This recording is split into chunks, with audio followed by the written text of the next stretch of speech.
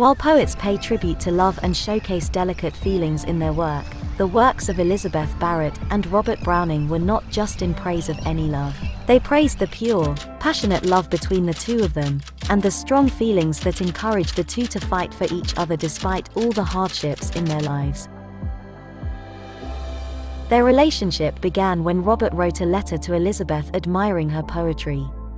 The two continued writing letters to one another until they met for the very first time in summer of 1845. Theirs was a relationship that bloomed of respect, and a friendship that was stronger than any other. Slowly, however, Robert's personality managed to sweep Elizabeth off her feet, but she couldn't allow her heart to give in so fast. Elizabeth's health had started deteriorating since she was a teenager, and she feared that her illness would get in the way of their relationship. Also, she knew her father would never accept a man like Robert in his life. However, she'd underestimated the power of Robert's feelings. Robert had fallen in an unparalleled love with Elizabeth, and with all her flaws, even when the two could no longer see each other, they kept their love fresh and burning with over 500 letters they wrote to each other.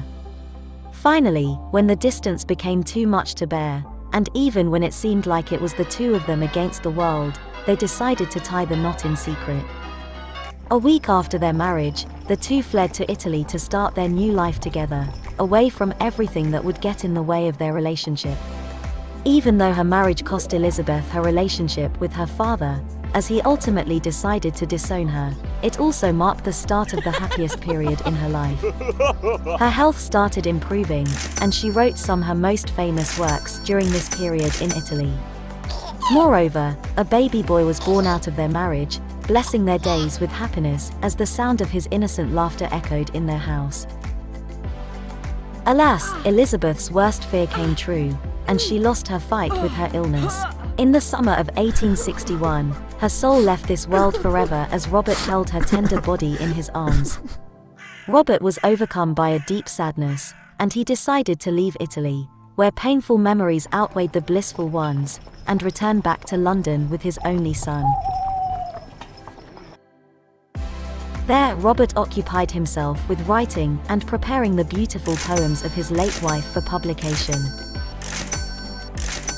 A few years later, when Robert returned back to Italy on a vacation, he developed complications from a cold, and ultimately passed away.